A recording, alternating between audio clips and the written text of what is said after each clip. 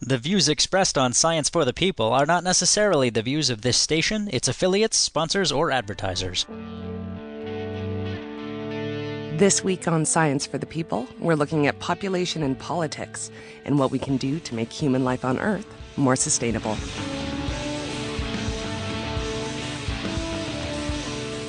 Hello and welcome to Science for the People. I'm Desiree Schell.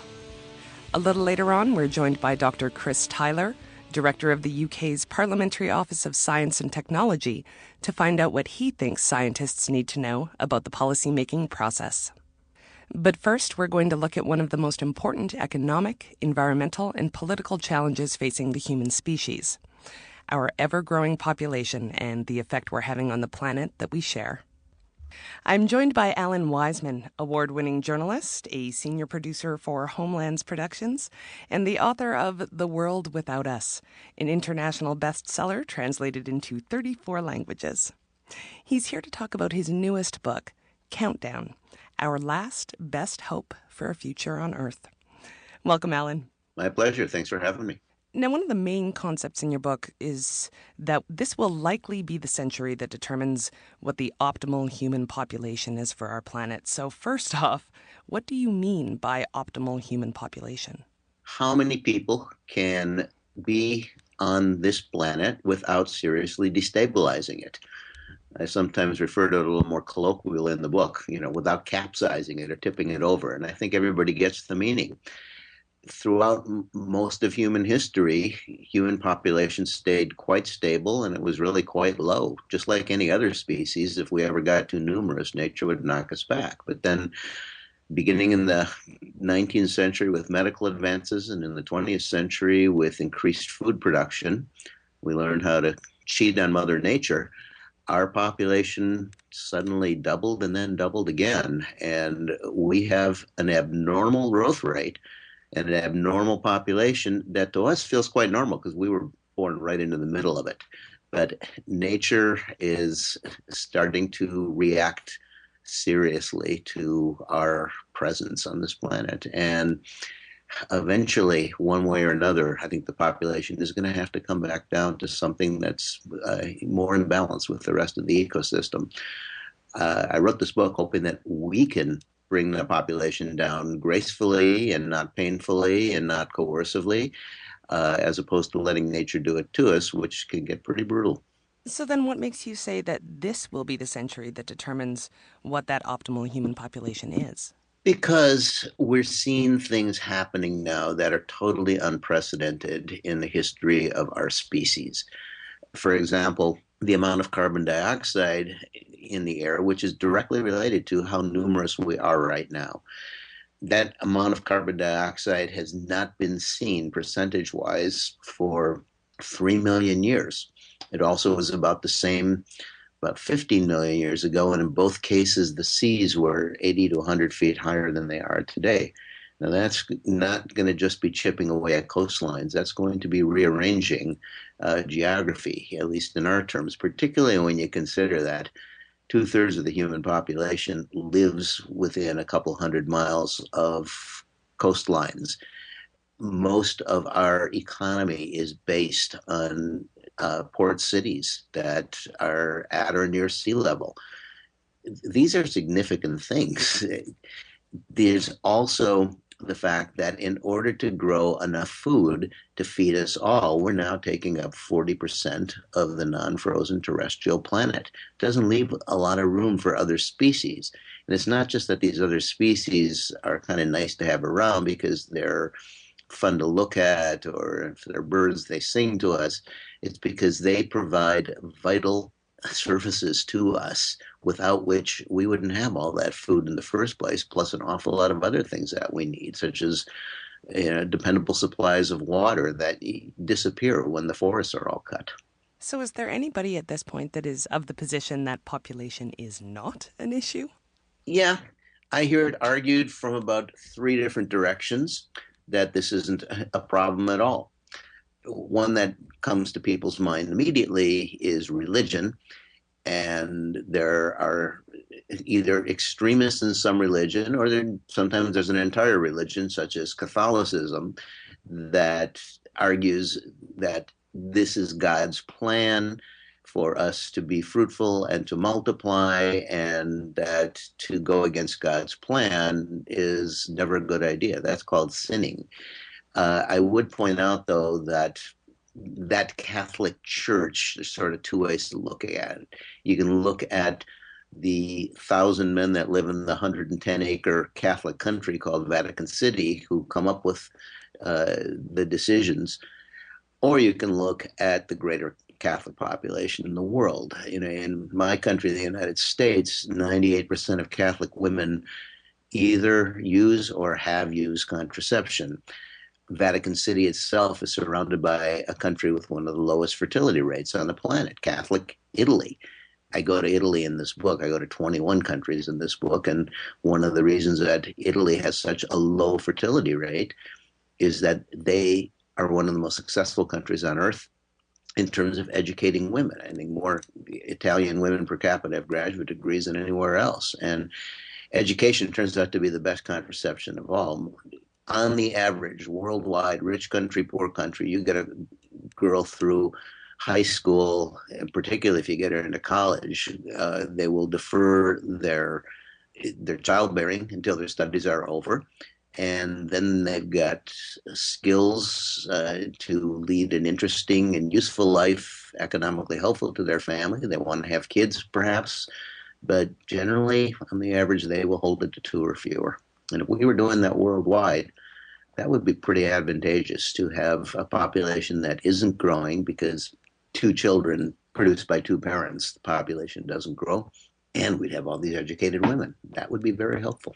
So, if we do accept that population is an issue, then we have to look at another argument whether overpopulation or overconsumption is an issue. Well, I mentioned there were sort of three directions from which people object to population as being problematic for the world.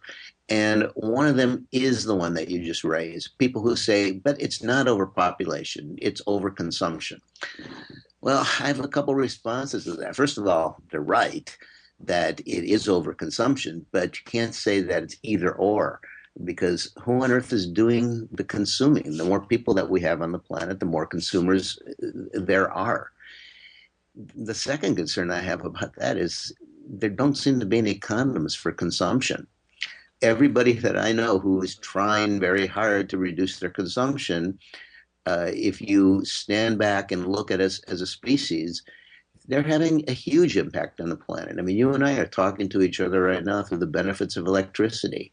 Each of us will probably get in a motorized vehicle today and go somewhere in it. If you look at all the materials, starting with what you're wearing and starting with the metal in your microphone, and I could go on and on and on and on and on. We are incredibly energy intensive creatures. There's a study that's referred to in my book, a couple of scientists at Oregon State who hypothesized a woman doing everything she possibly can. She's driving a Prius, she's using compact fluorescence, she's minimizing driving time. She is being the quintessential shrink your footprint, eco-conscious person. That for every child she has, she's adding so many tens of thousands of tons of carbon to the atmosphere. It kind of redefines original sin for us. Just simply by doing what comes naturally, by procreating, we are, increasing the problem.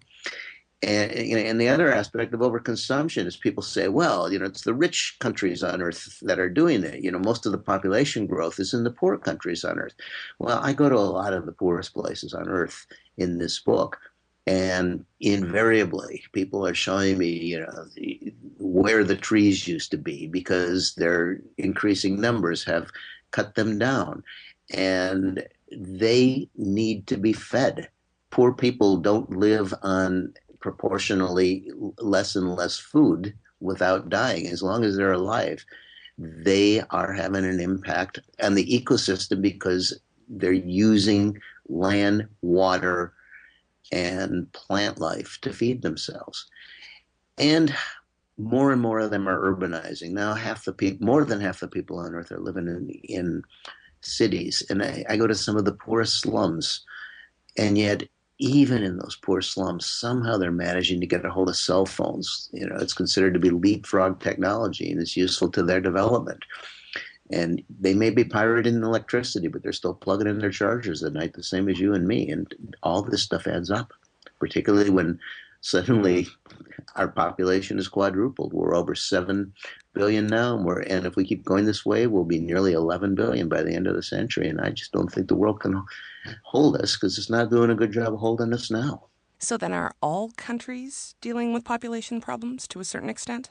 There are some countries where population has started to decline. The example that I give in the book is Japan. Now, their population is declining for kind of a unique reason. They lost World War II, their economy was in tatters. And so when their soldiers came home and reunited with their wives and their baby boom began, suddenly there was widespread starvation in Japan. Women were literally throwing themselves in front of trains when they got pregnant because they couldn't feed their babies. So Japan, in an emergency measure in 1949, legalized abortion. Remember, this was before birth control pills. And millions of Japanese women partook of that decision rather than watch another baby die of hunger. So now that last generation, overgrown generation that was born in the pre-war times dies off.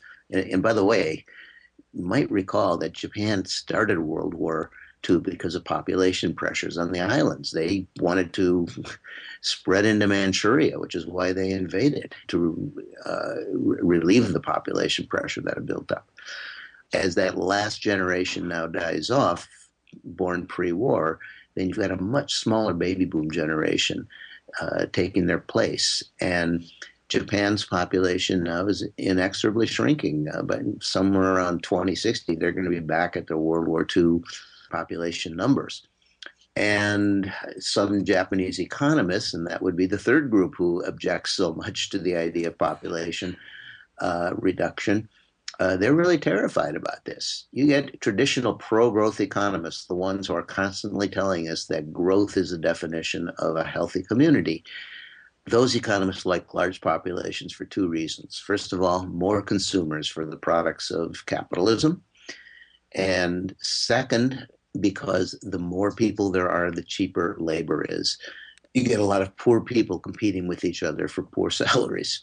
So that supposedly is good for the economy. Frankly, all that does is increase the disparity between wealthy and poor in any given country and on the planet as a whole, which turns out to be another destabilizing situation. I do follow in that chapter, by the way, a very distinguished economist from Major Policy Institute who believes that they're now looking at an opportunity. They're looking at an unavoidable situation where they have to learn how to redefine prosperity, not in terms of constant growth, but in terms of quality of living. And among other things, he talks about how when there are fewer workers, wages are going to remain high because workers will be more valuable. But you're not going to need big crowded port cities where everybody is using raw materials that they import to export goods. They can be going to lighter industries. People can be spreading into the hinterlands of Japan, much of which are becoming available for quite cheap as that big pre-war generation dies off. And I follow a lot of young people who are doing exactly that. And he said, if population declines and if that brings down demand, well, that just means that you can work for fewer hours and have more leisure time. And that to me actually is a pretty attractive future. You're listening to Science for the People, and I'm talking to Alan Weisman about his book Countdown, Our Last Best Hope for a Future on Earth. Let's talk a bit about Puerto Rico. So where do they currently stand with population? I talk about Puerto Rico in this book because I guess there's even another group that sometimes objects to population management as a way of dealing with the environment, because there is the suspicion that it's just another way to justify decision-making men, shall we say, to take control of women's bodies. to put the blame on women and then to force women to do some really unpleasant things like forced sterilizations or forced abortions. And though I disagree that that now is really what most population groups are about, or people who understand the need for a sane population, sane approach to population on a planet that doesn't grow, are thinking about. There is a very sordid history to all of this.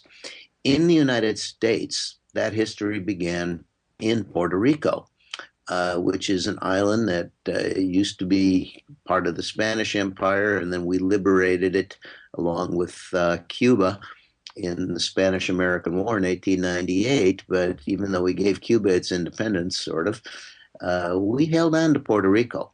President Theodore Roosevelt at the time was planning to dig a canal across the Isthmus of Panama, and he knew that the boats would need a coaling station on the way coming across the Atlantic.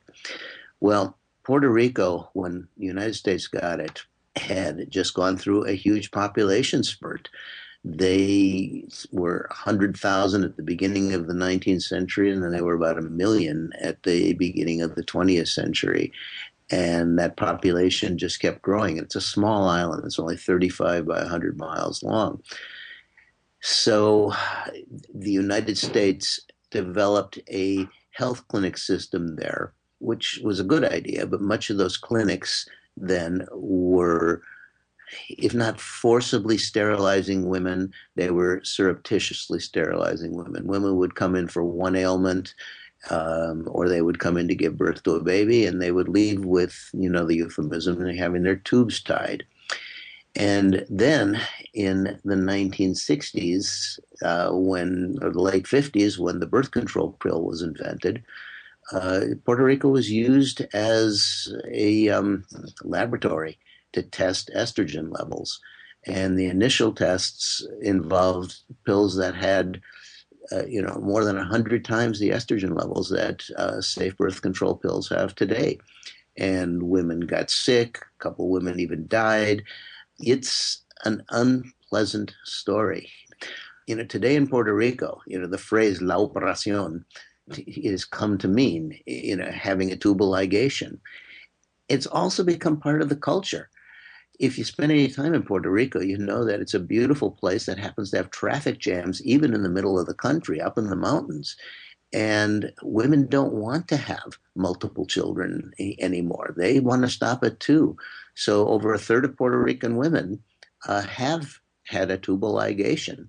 And that's a voluntary procedure now. They're not being forced or tricked into doing it. So is that representative at all of the rest of Latin America? Well, no, every country, as Ronald Reagan once observed on his first Latin American trip, every country is different down there. And there are different approaches. There's a wonderful story in my book that I talk about right at the very end of how Mexico came down to, it's now very close to replacement rate after having once the highest population growth rate on the planet in the 1970s. And it was done mainly through a favorite Mexican pastime, the telenovela, which is we call them the soap operas. A series of soap operas was written that first sort of subtly highlighted the differences between large families that were having trouble making ends meet and smaller families, which were much more prosperous. And then worked into the scripts the idea of a woman who's just tired of having so many babies and she wants to stop. And her macho husband says, no, I need more sons. And of course, the tension goes on for several episodes until he finally sees the light. You can see the fertility rate of Mexico go down as you track the viewership of this series of soap operas. Another country I visited, Costa Rica, had one of the highest population growth rates ever, between 7 and 8 kids per family in the 60s. And then the birth control pill arrived. It was a Catholic country. And of course, the priests were against this because the Catholic Church had already decided that it disapproved of this. And Protestant churches noticed a vulnerability there. So they started running all these radio commercials saying to women, what, your church tells you that you're a sinner because you want to have the number of children that you can responsibly care for? Our church tells you that God loves you for trying to be a responsible parent. And those churches started just telling women that it was fine to use contraception. And the head of the state demographic agency and Planned Parenthood in Costa Rica, who's a Jehovah's Witness, points to that little vulnerability as one of the reasons why there are so many defections from Catholicism to Protestantism all over Latin America now. By some demographers' reckoning, Catholicism will be a minority religion by the end of this century. Now let's look at Britain, because they have a whole different set of population problems, correct? Yeah, Britain is, of course, a developed nation, one of the oldest developed nations on the planet. But it's a country that's on an island. And just like Puerto Rico, islands have very, very defined limits. Britain has a history having a commonwealth, and it's had an obligation to citizens of Commonwealth countries. And that obligation has involved allowing them to immigrate all over the Commonwealth, including to Great Britain. Plus, it's a member of the European Union, and freedom of movement across borders for workers is part of that deal. Now, even though Britain has tried to restrict somewhat immigration from former Commonwealth countries, immigration is a chief reason why Britain is the fastest growing country in Europe right now. And they're really stressing out their system. They're stressing out urban services. They're stressing out water. They're certainly stressing out land. Cities are really growing. And because a lot of the immigrants that come are from those poor Commonwealth or EU countries, there's a lot of social tension now. I started out my chapter in Great Britain with a deputy director of the British National Party, which is one of the many fringe far right-wing parties that have sprung up in many European countries, who are blaming all the problems on these immigrants, and particularly Muslim immigrants. And they claim that these people are fornicating like bunnies, and the whole plan is to turn all of Europe into one big Muslim country.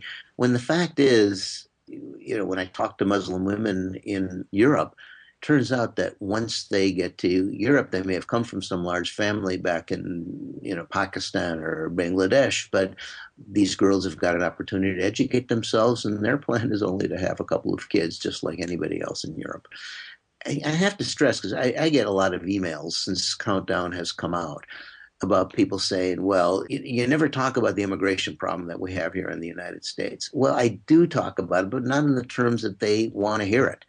The immigration problem in the United States could best be dealt with making sure that there's enough contraception available from Mexico and enough encouragement available to educate Mexican women so they don't have large families and we don't have big waves of immigrants to the United States. And that's the same thing in any European country. The best thing that we can do to minimize immigration is to help people, first of all, not become so numerous that their host countries can't support everybody, and also help their economies back in Africa or back in South Asia so they don't have to be exporting all their people.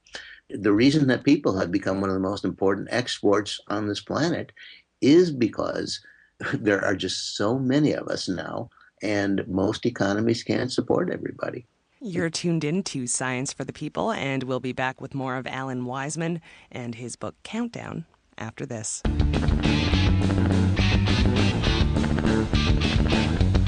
Science for the People is a weekly radio show exploring everyday life from a scientific perspective. To find out where Science for the People airs near you, or to listen to past episodes, check out our website at scienceforthepeople.ca. You'll also find links to connect with us on Facebook, Twitter, and Google+, or to subscribe to the podcast in iTunes. And now, back to the show.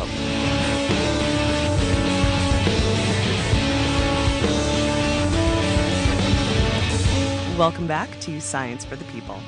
I'm Desiree Schell, and I'm here with Alan Weisman, award-winning journalist and author of Countdown, Our Last Best Hope for a Future on Earth. Now, the Middle East is very interesting in terms of population because it is so varied, both what we're seeing in population and in the governmental responses. Can you just walk us through that?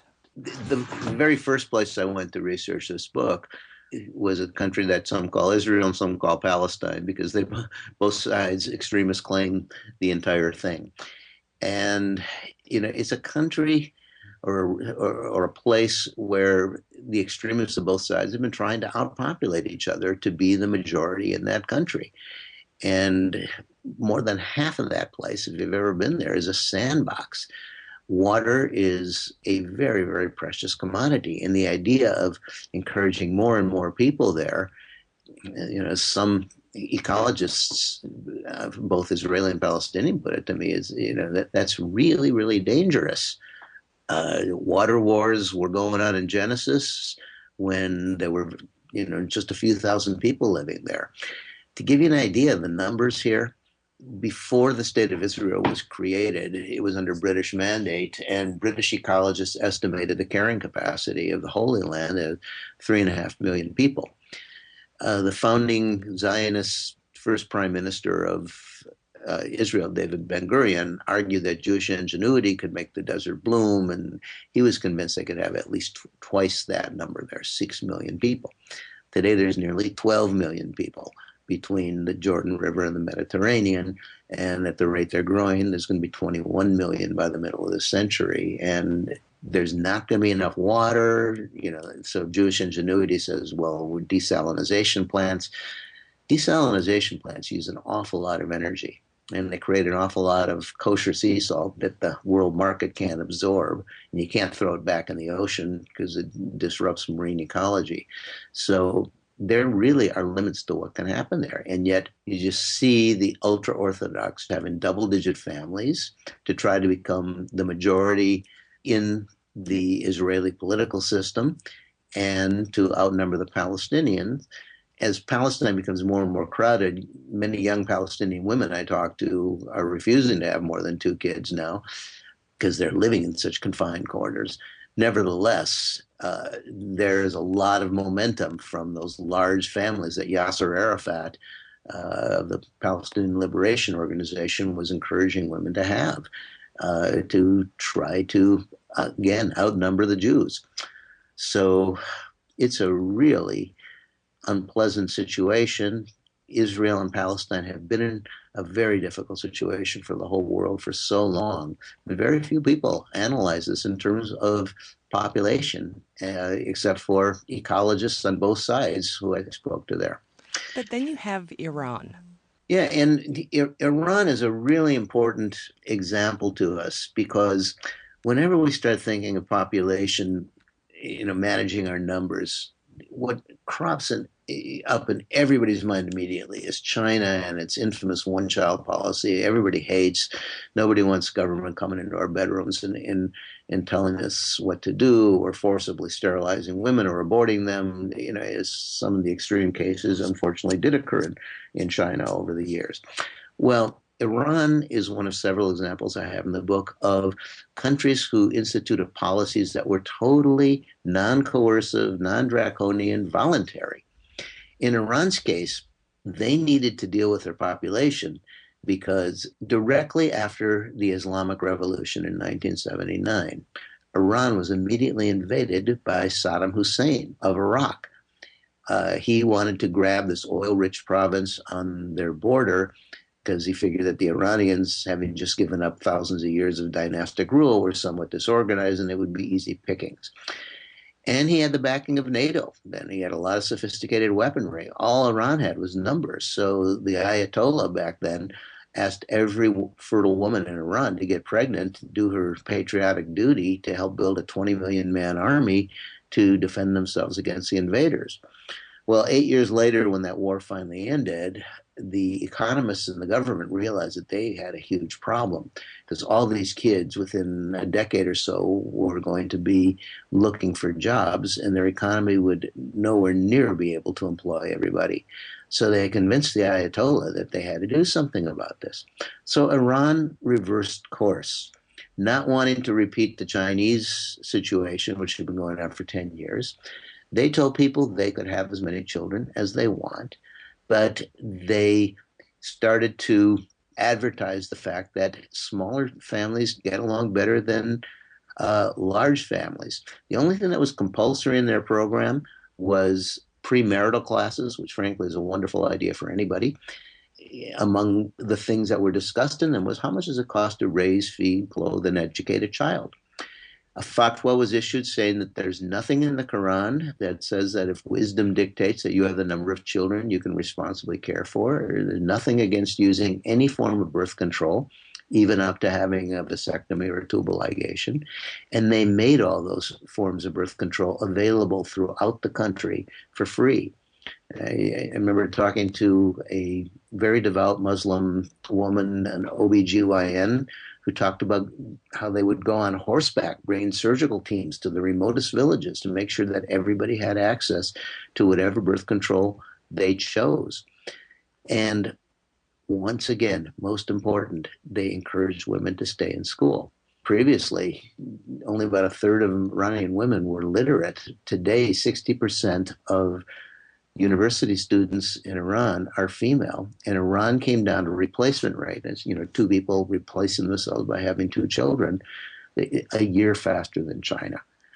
It's a wonderful example too, because this is a Muslim country, and it really belies this baseless prejudice that Muslims want to have more children than anybody else to take over the world. You know, Bangladesh and Tunisia are two other countries that in very different ways have come down to replacement rate, or even below replacement rate.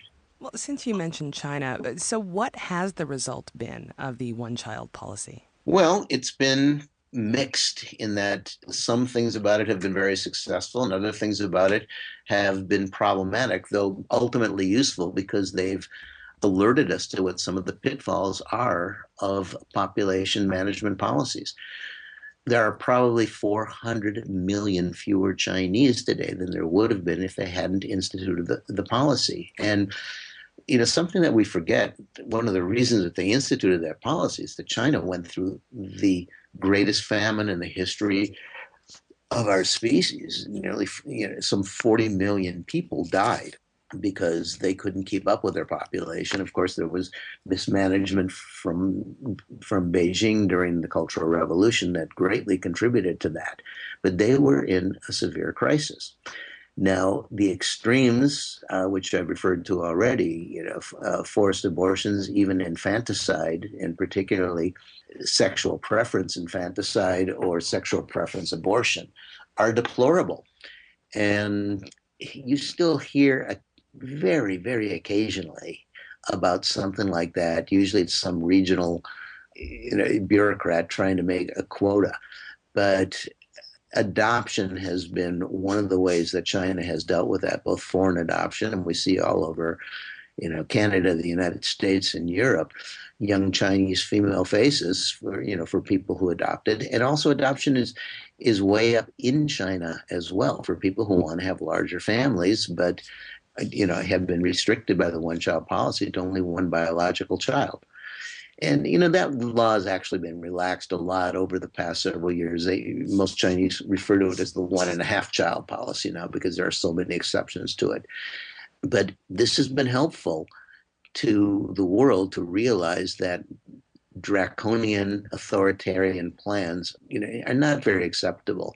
However, again, as China urbanizes, most people are living in small apartments. They're living in cities. It's expensive to have children. So most of them want to stop at one. I talked to many Chinese when I was there. I spent almost a month there. And that's what they want. I also traveled around the country with ecologists from the Chinese Academy of Sciences, and they shudder to think of what would have happened if those 400 million Chinese had been born. I mean, China is right now spending $40 billion. It's the most expensive environmental mitigation program anywhere in history to try to put back the trees that were cut by so many Chinese farmers back in those, huge population balloon years. And, once you arrest population growth, it takes a couple generations for that momentum to die down and population to start to shrink. And that's what China's looking towards, before the middle of the century. But it's going to be 220 cities of over 1 million in China within the next decade. After all your research, what are the most creative responses to the population issue that you've seen? I mentioned the soap operas in Mexico. I mentioned, Iran's enlightened program of simply making contraception available and saying that the religion supported that. I have a story in Thailand. This is a country that has a sex industry as a pillar of its economy. Once again, it was an economist working in development in the country who realized there was no way that they were going to be able to develop Thailand when every village was just swarming with children. So he started making condom distribution part of the development plan. And at first, people looked at him like he was crazy. And one day, while he was trying to, he was holding up this foil wrapped condom, talking to a large room full of people, and just sort of, without realizing what he was doing, he unwrapped it, and suddenly he's holding this limp tubular thing, and everybody starts tittering. He realizes he's got their attention. So then he does what boys have always done. He blows it up, and now everybody is just broken up with laughter. And so he starts passing out condoms and having condom blowing up contests. And pretty soon he's doing this all over the country and getting people just to laugh about something that, kind of destigmatizes it and making them realize how much this is going to help, giving economic incentives to women who are limiting their childbirth, microloans, explaining to the sex industry, because this was when the AIDS epidemic was first coming to light in the 1980s, that he wasn't calling them bad or sinners and telling them they had to stop doing what they're doing. He says, look, you've got a business here. How well do you think your business is going to do if your clients are getting scared of getting sick by partaking in what you're offering?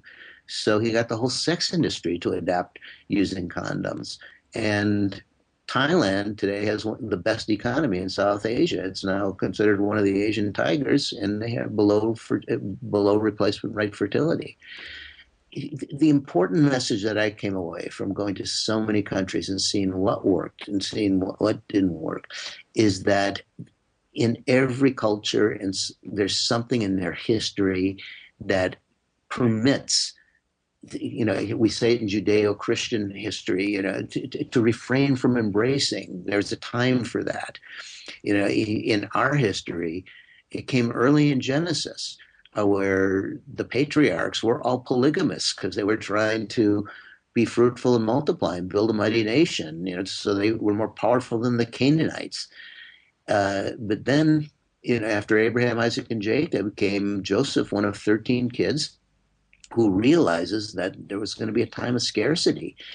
And he has only one wife and just 2 children. He counsels the Israelites and the Pharaoh of Egypt that they have to not keep expanding, but to conserve, to save themselves. And that's sort of a situation that I find that we're all in right now. And the second thing that's so important about this is that it's so affordable.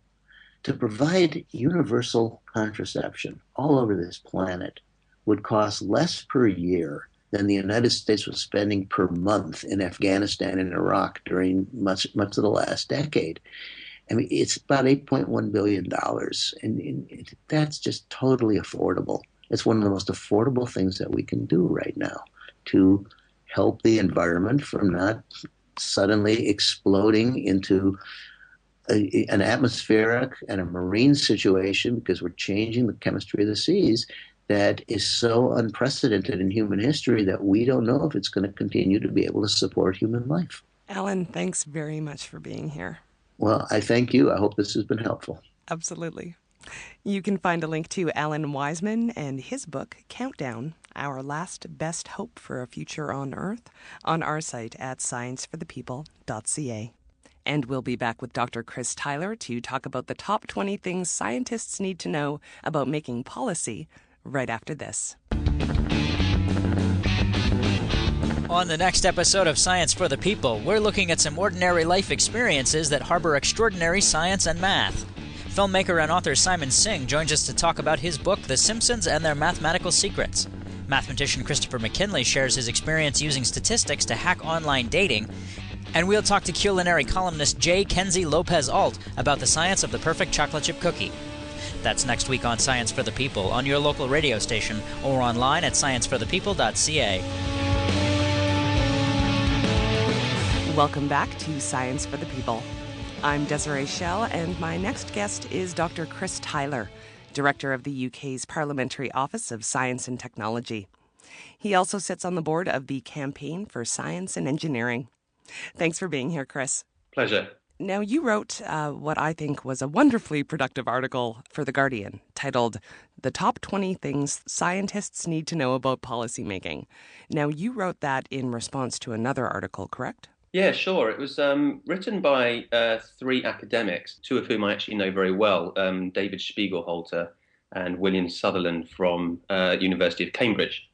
Those two guys in particular I know have been extremely involved at the science policy interface and felt that there are a few things that politicians should know about science. And they listed 20, including things like no measurement's exact, bias is rife, correlation doesn't imply causation, and so on, all of which are extremely useful. And as a reference point for people like me who are involved in translating science into a policy context, it's an extremely useful set of things that we should consider.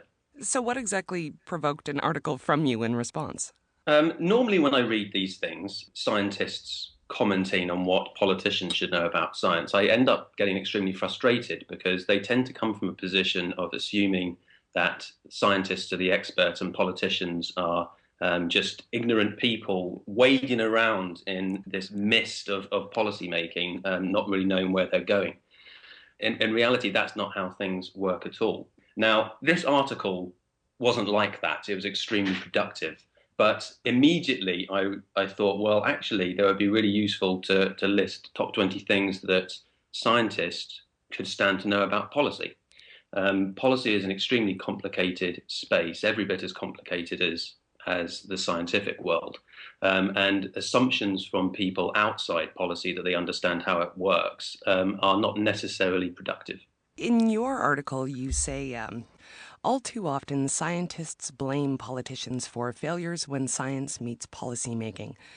Do you think that there's inherently a bit of an adversarial relationship between scientists and politicians? I think that historically there has been, but no more so than in other walks of life. So, I mean, I quite often liken the relationship between science and policy in the UK to the relationship between science and the media. And there's been a very well-coordinated, well-thought-through campaign from the science community to engage more productively with the media over the last sort of decade. And that's yielded tremendous results. The Science Media Centre is probably the best known of one of these initiatives, and that model is actually being exported all around the world now. By contrast, the relationship between science and policy is running a little bit behind the relationship between science and the media. There have been a lot of efforts of late to improve that connection. For example, the setting up of the Centre for Science and Policy at the University of Cambridge, the establishment of Science, Technology, Engineering and Public Policy Department at UCL. And there are a few other, lots of universities beginning to coordinate themselves, organise themselves to improve the connection between science and policy. But it's not a straightforward thing to engage with because, for starters, policy is absolutely massive, depending on what policy area you're interested in or what level from international, national, local you want to get engaged in. It's not a straightforward thing to aim at. So efforts to build connections between science and policy are welcome, but it's going to take a long time for them to develop. Well, your piece definitely does try to bridge that divide. And I do want to point out that the article really does speak to science enthusiasts as well as it does scientists. I have definitely been guilty of yelling at my computer monitor when I read that the government enacted policy or legislation that, to me, smacks of anti-science or pseudoscience. And if it distresses me, then it must enrage scientists.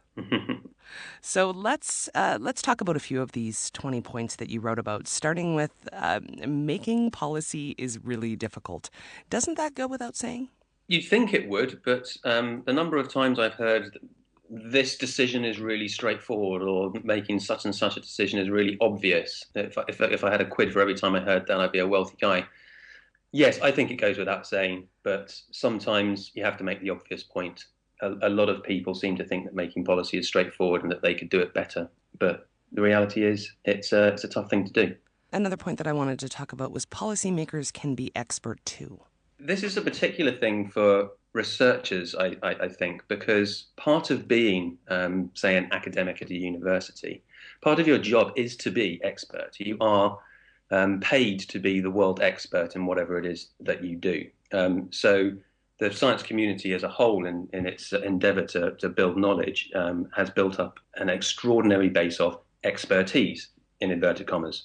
Of course, a typical response to that in human cognitive behaviour is to dichotomise things by saying, well, we're the experts and others aren't. And policymakers, unfortunately, fall in the others group to the research community, and all too often are assumed to not be expert. Now, that can often be compounded if you are an academic who meets a policymaker who indeed isn't expert, and there are a large number of policymakers who would count themselves as generalists, i.e. professional policymakers, people who make decisions, bring together various stakeholders, evidence, and so on to make a decision. But there are an awful lot of people in the policy world who are indeed expert in their own right in a particular policy domain. For example, people working in planning or health or defence or education. A lot of these people are extremely expert, understand the research evidence very well, and their knowledge of not only the research base but how the policy process works is extremely valuable, and that's why they're paid to do what they do in a policy context. There's an interesting point here that I don't think we think of enough. Policy decisions are subject to extensive scrutiny. That's absolutely right. Obviously, different policy decisions are subject to different levels of scrutiny. But, I mean, if we take a typical decision that's made in, say, the UK civil service, the civil service itself has its own scrutiny mechanisms. Lots of teams will be involved in a particular decision to make sure that a range of points of view have been taken into consideration. Public consultation will be a part of that to make sure that there's an accurate understanding of how the public feel about a particular decision. There'll be ministerial sign-off on that decision. So an elected individual is charged with signing that off. And then before it becomes law, it will have to go through Parliament. The House of Commons will scrutinise it in detail through debate and committee and so on. And then once they've decided on something, then it bumps over to the House of Lords, and the House of Lords will go through it rigorously. And if there's disagreement, it knocks backwards and forwards between the House of Commons and the House of Lords in a process that I think is adorably called ping pong. I love your country. I love it. It's great, isn't it? Until there's agreement on that, and then once that reaches royal assent, it then kicks back into government, where implementation starts to happen. So, I mean, to get from idea through to new policy, there are a huge number of well-designed hoops that need to be jumped through. Now, while I say that there are a large number of well-designed hoops, that's not to say that the policy making process is perfect, and there are a large number of people involved in not just my walk of life in the science policy interface, but other people working it from economic angle or legal angles and so on, who want to see improvements in the policy making process. And that's all right and proper. But sometimes I think we lose sight of how good our policy making process is. You're listening to Science for the People. We'll be back in just a minute with more things that scientists need to know about policy making. Stay tuned.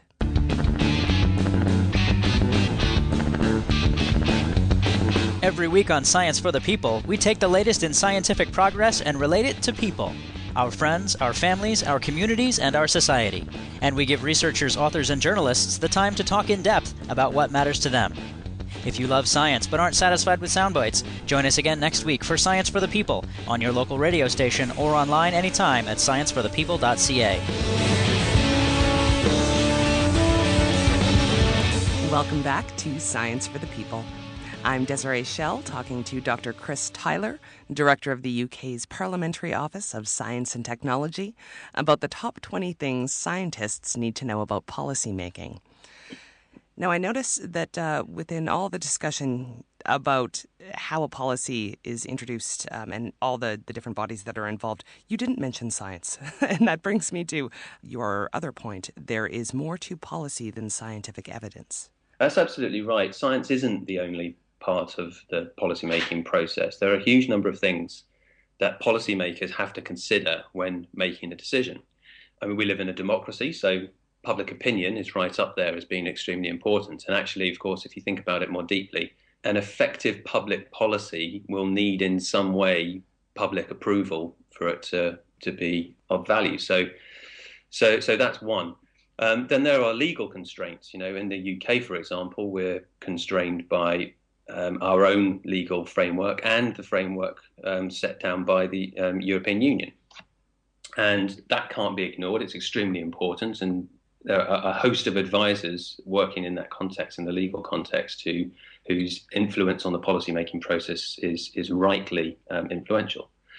Then there are economic considerations. You know, sometimes we'd love to do things, but we just simply don't have the money for it. And there are always going to be competition between different priorities. Now, you could say you could take an evidence-based approach to making those kinds of decisions, but very often the answers you get to that, some people dislike. But, you know, economic decisions are absolutely critical. So, I mean, that's just three things I've picked up on that policymakers have to consider, and I assure you there are a host of others. And research evidence is one of those. It is an extremely important point. And in the UK, our government has pledged, this is a cross-party thing, not just the government in power now, but it was actually written down first by the last government, that research evidence was an extremely important part of the policy process, and a series of mechanisms was put in place to try and bring research evidence to the fore in that policy process. So over the last few years, we've been building up a network of chief scientific advisors. So in the UK, every government department has a chief scientific advisor, and they feed the research evidence into the policy process, as well as providing a challenge function to policies as they come through. And actually, recently, we're in the process of setting up what are called What Works centres, which are independent research centres established to work out which public policies are going to be most effective. And I mean, that's an extremely important development. We've been doing this in medicine for years now, but involving social science in public policy evaluation processes in a formal way, so that, you know, they're feeding directly into the policy-making process, is extremely important and very exciting. And of course, in the UK, we also have the Parliamentary Office of Science and Technology, among other science advisory units within our own Parliament, and that's of great value as well. So that's a long way of saying, yes, there's a lot more to policy than science, but, you know, science is an important part of it. Well, one thing that I think presents a massive challenge in understanding is another of your points, that policy and science operate on different timescales. This is a point that is common, actually, between science and the media and science and politics.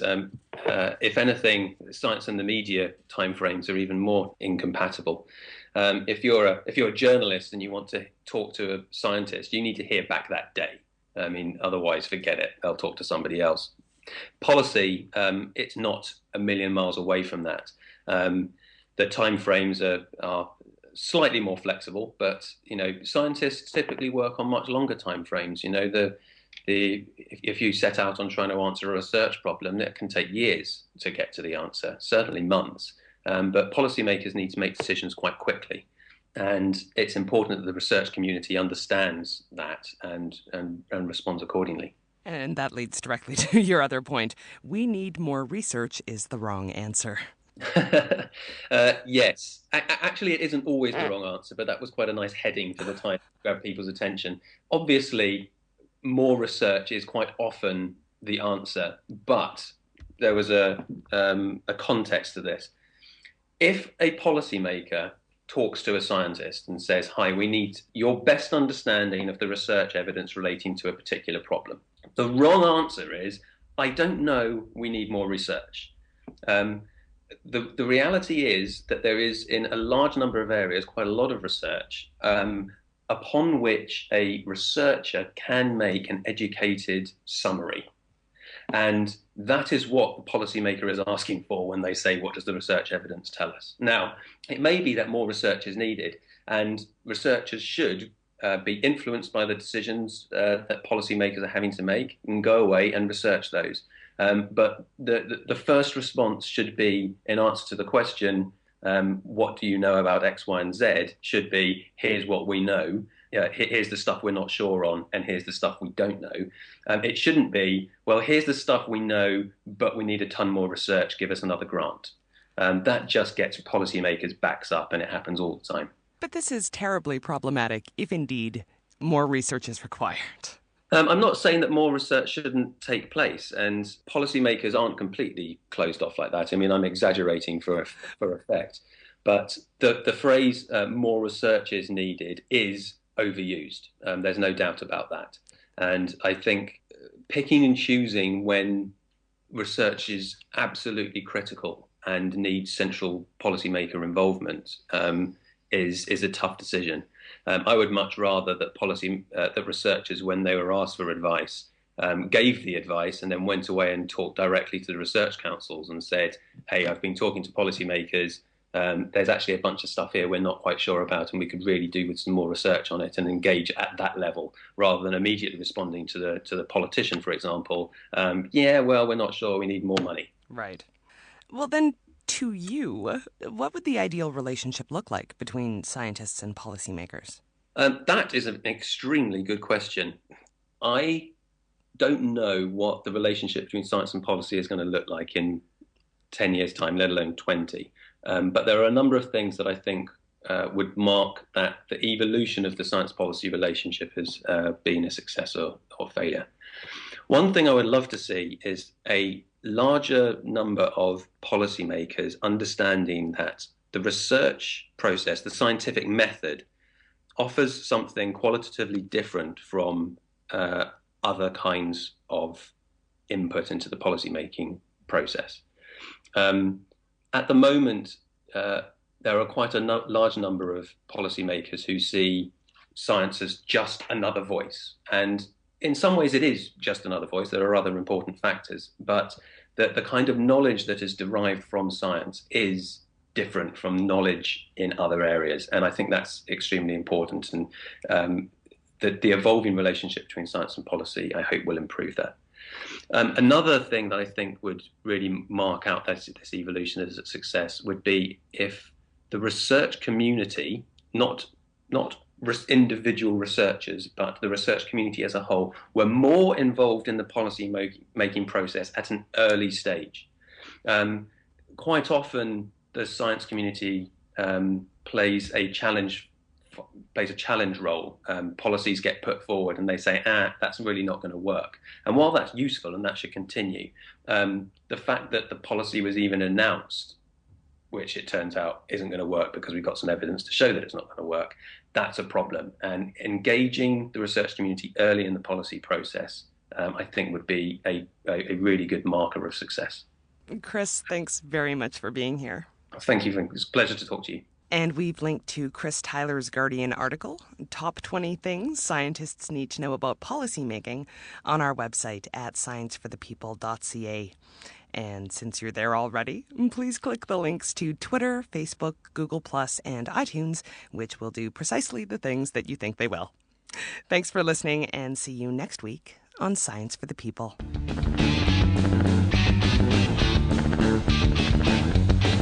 Science for the People is recorded in Edmonton, Alberta. The show is produced by Rochelle Saunders. Ryan Bromsgrove is our promotions manager. Our social media manager is Chelsea Butler. K.O. Myers updates our website. Helen Quivalon is our publishing liaison. Ed Haynes is our guest coordinator. We get research help from Josh Whitten. The show is edited by K.O. Myers and Ryan Bromsgrove. Our theme song was written and recorded by Fractal Pattern, and its title is Binary Consequence. The show is hosted by Rochelle Saunders, Marie Claire Shanahan, and me, Desiree Schell.